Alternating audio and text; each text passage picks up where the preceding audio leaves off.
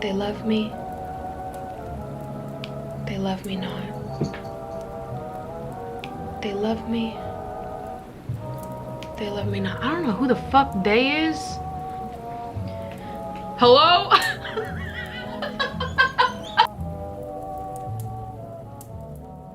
Alright, so hey guys, it's Maddie. I'm doing this in another matching set, but this one's not fuzzy. This is a little update on the video that I made at the beginning of this year talking about my New Year's resolution of sorts to be emotionally unavailable. If you want to hear more about what that means and why I'm doing that, then just go watch the first video, because honestly, I don't want to explain it a second time. But to give you like the long story short, basically at the beginning of this year, I made a New Year's resolution that this year I was going to be emotionally unavailable and focus on myself. I deleted all my dating apps.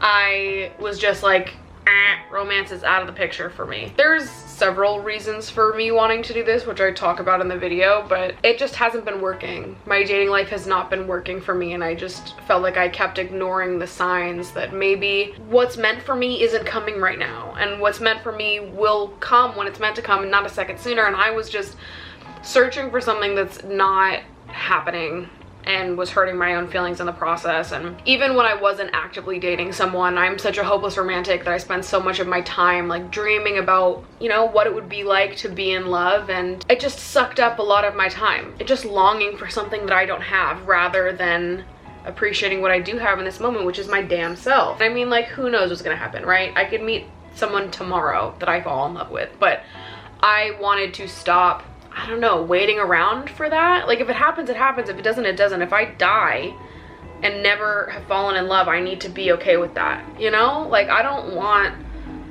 to base my whole life around romance. It's not interesting to me. So how's it been going? Really fucking good. It's been going great. I have felt almost kind of nostalgic for desire at some points. Like, I kind of miss meeting someone, and I miss kissing someone, and I miss like that I want to rip your clothes off type of desire. But yeah, we just shut that down. We just put that to bed. We whip out a vibrator, and then suddenly 10 minutes later I'm totally just, I forgot about it. What did I want again? Sleep, right, go to bed. For the most part, I've just been really dreamy about myself and my creativity, and I feel like I've gotten so much done. I've been like overflowing with creative ideas lately. I've had so much that I've wanted to work on, that I've had time and energy to work on. Like, maybe it's all just one big coincidence and so much in my life aligned at the right moment, or maybe because I started trying to indulge in myself the way that I indulge in other people, good things are happening to me.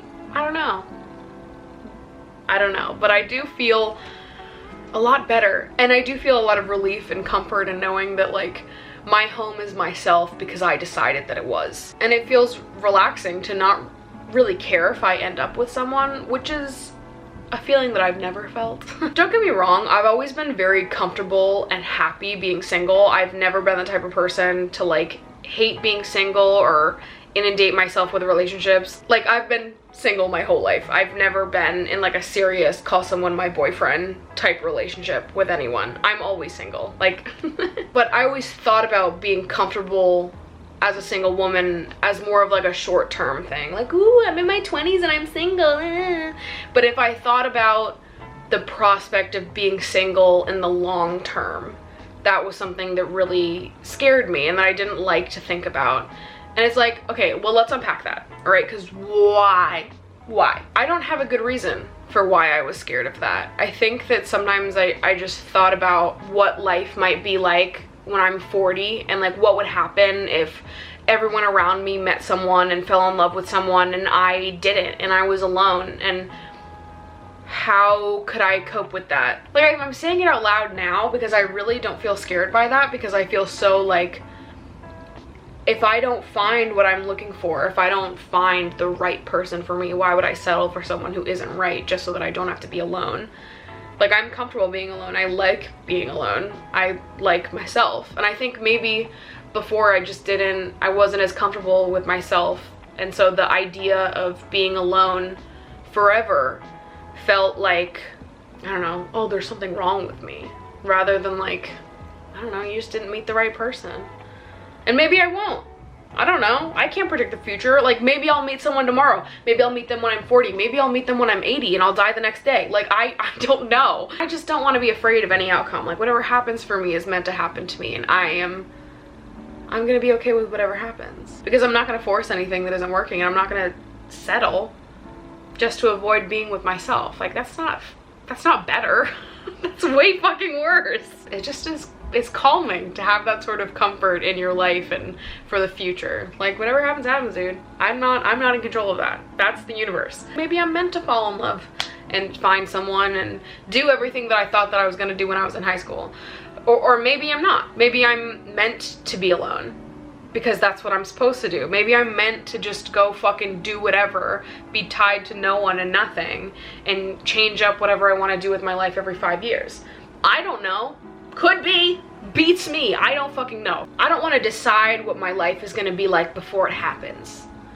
Like, I don't want to worry about shit that's not here yet, and I don't want to fear any outcome that's out of my control.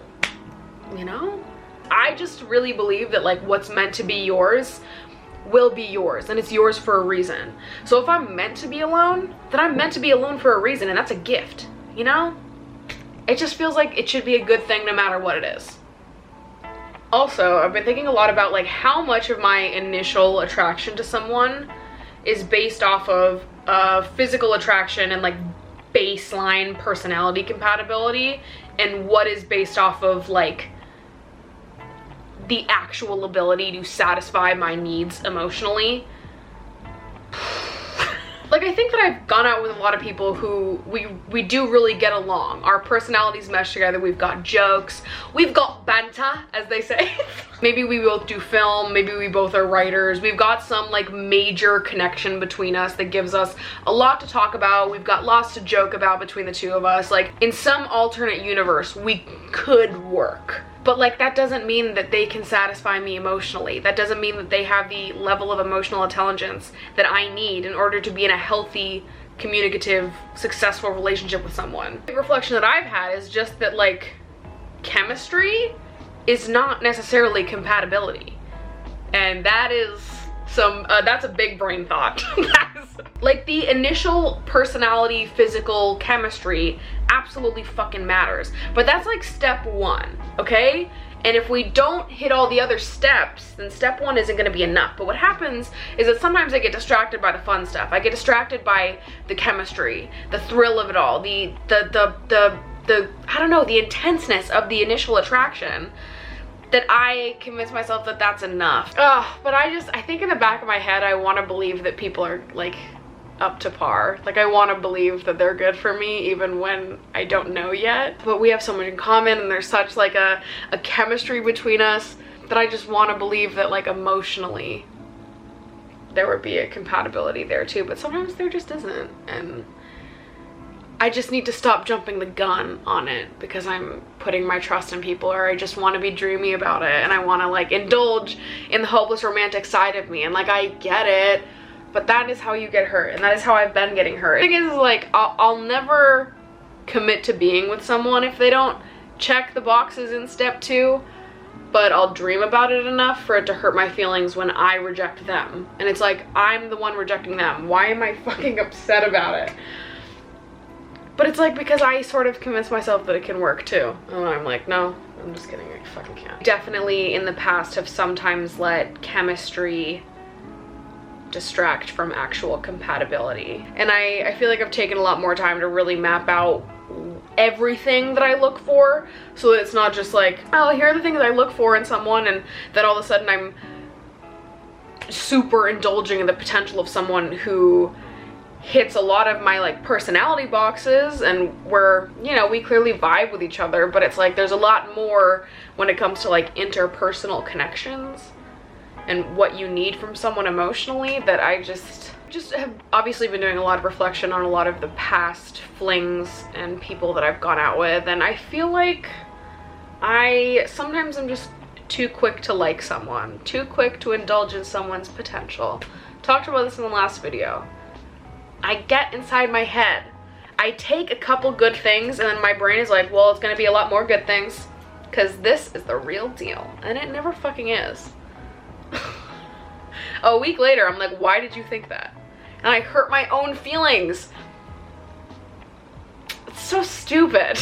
Reframing it like this helps me to not be like too jaded about the past either. I could sit here and be like, oh, well, I just have walls up now. I have trust issues and think that everyone's gonna hurt me or everything is gonna go wrong and blah, blah, whatever. But now I'm like, I'm just looking for different things now. And the things that I am now looking for take a little while to come to the surface. They aren't things that I'm gonna know about someone right off the bat. It's gonna take months of going on dates and knowing each other personally in different contexts to like figure that out. And we can have fun along the way and like vibe with each other and enjoy the chemistry of our personalities and our initial attraction. Like, we can fuck, you know? I just think that I should be able to do all that and to enjoy the initial process of meeting someone and figuring out if there's something there without indulging too much of myself in the process, you know? They don't check the boxes, they don't check the boxes. So don't pretend that they do, and don't get in your head and dream up what it might be like if they do check the boxes.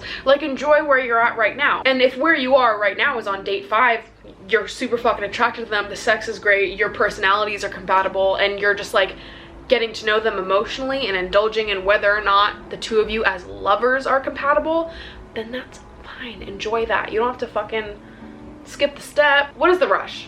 Why are we skipping steps? Why are we letting ourselves indulge in the final product without going through all the steps? You can enjoy the steps. Can we not enjoy the steps?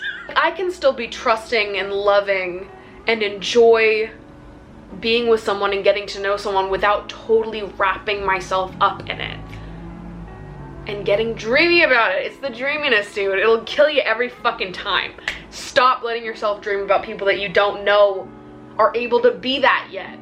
I'm the worst about it. Now I'm really taking mental note of the fact that I can't see chemistry and assume its compatibility and then assume the future trajectory of the relationship is in my favor, falling for the potential of it without even knowing if that's true. It seems obvious when you say it out loud, okay? But in practice, it's a lot fucking harder. It helps to really write out not only what you're attracted to, but what you look for in like your perfect, ideal, healthy relationship.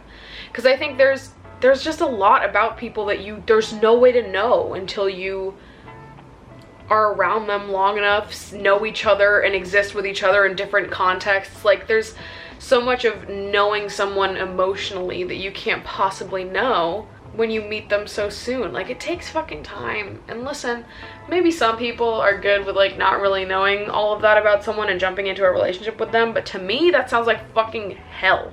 I just feel like I would rather be alone than be with someone for like 2 months and then figure out that we're not compatible. You know, like, what's the point in that? I just feel like if I'm gonna really be with someone and not be single, then I want to make sure that it's the right thing before committing to it. Like I said, I don't want to be with someone just to avoid being alone. And it'll take a while to figure out everything that I want to figure out. And I know this, and I have always known this, but I think that sometimes the dreaminess and the hopeless romantic in me just wants to like believe that I got lucky with it and I can jump steps because maybe this is right. Maybe it is, but maybe it's not. And maybe you should wait and find out before letting yourself get anything invested. I don't know. So anyways, things are going really well. I want to kiss someone. When I made the first video, I know a lot of people were commenting down below saying that they were wanting to go on the same sort of journey. So if you have decided to be emotionally unavailable this year and focus on yourself, let me know what that has been like for you. I want to hear what some of your reflections have been. Because I really just do be thinking all the time with all this extra brain space. If you like this video, be sure to give it a thumbs up and subscribe if you haven't already, and turn my notifications on so you never miss an upload from me. And follow me on Instagram. Please. I love you guys so much, and I will see you in the next video. Bye.